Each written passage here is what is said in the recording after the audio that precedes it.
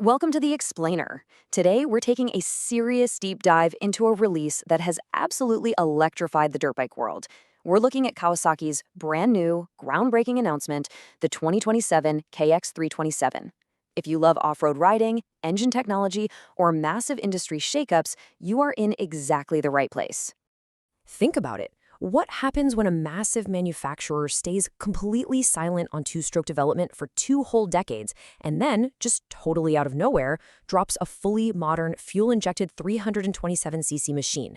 Well, the entire off-road world literally stops guessing, drops whatever they're doing, and starts recalibrating. The stakes for this historic announcement couldn't be higher, and it completely rewrites the rules we thought we knew about factory dirt bikes. Okay, let's dive right into this. Here's exactly how we're going to break down this game-changing machine today. 1. The 20-year wait.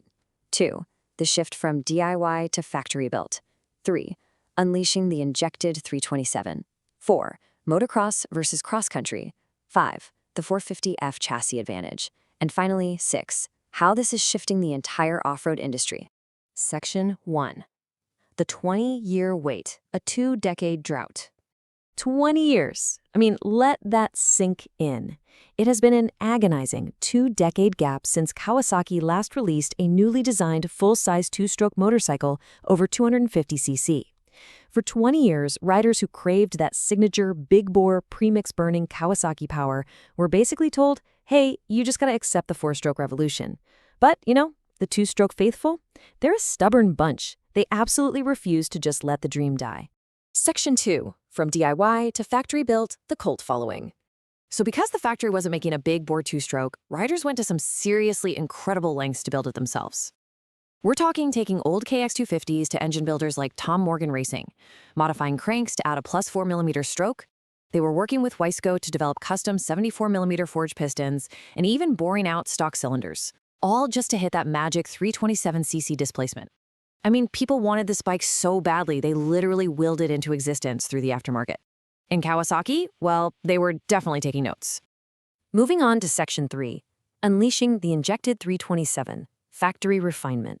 Now, what's really interesting here is how Kawasaki completely solved the old, massive headache of jetting a carburetor.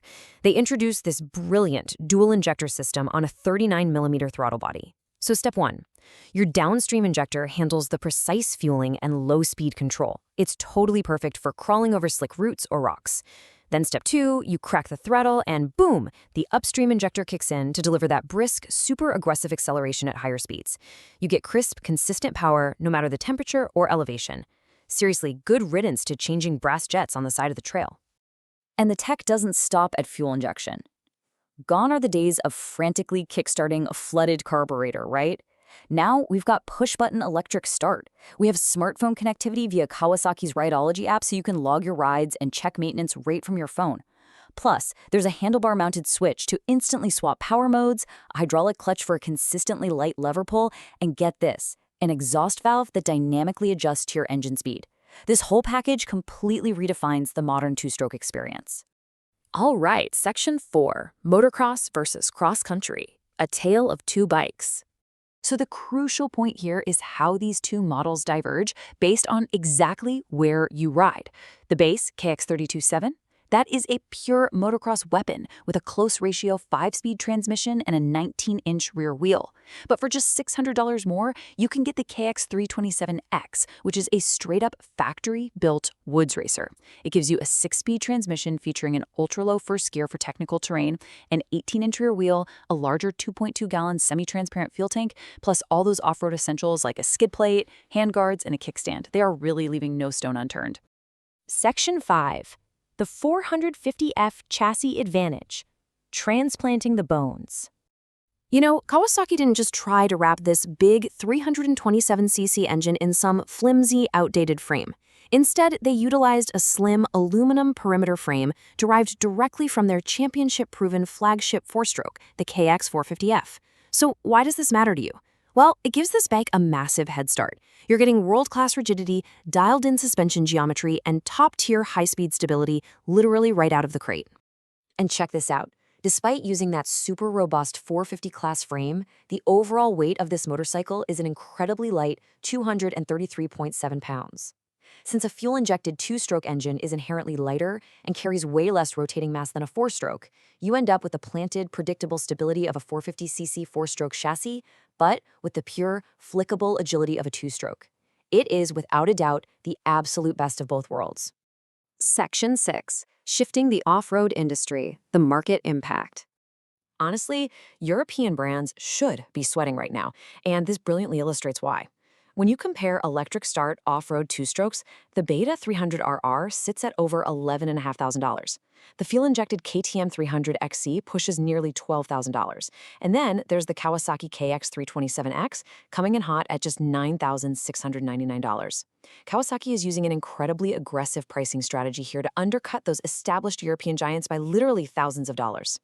But hey, it's not just the Europeans feeling the heat.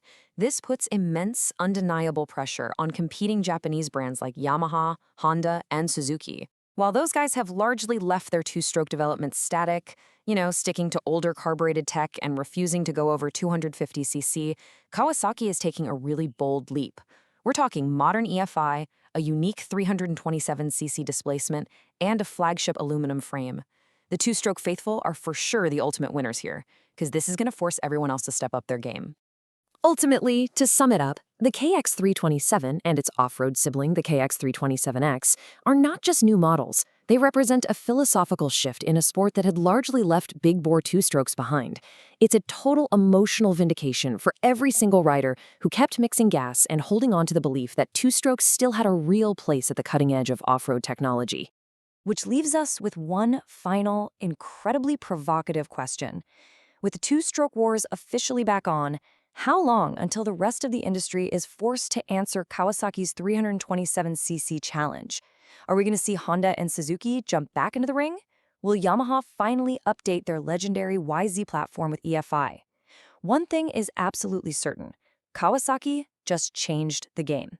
Thank you so much for joining me for this explainer. Keep learning, and I'll catch you next time.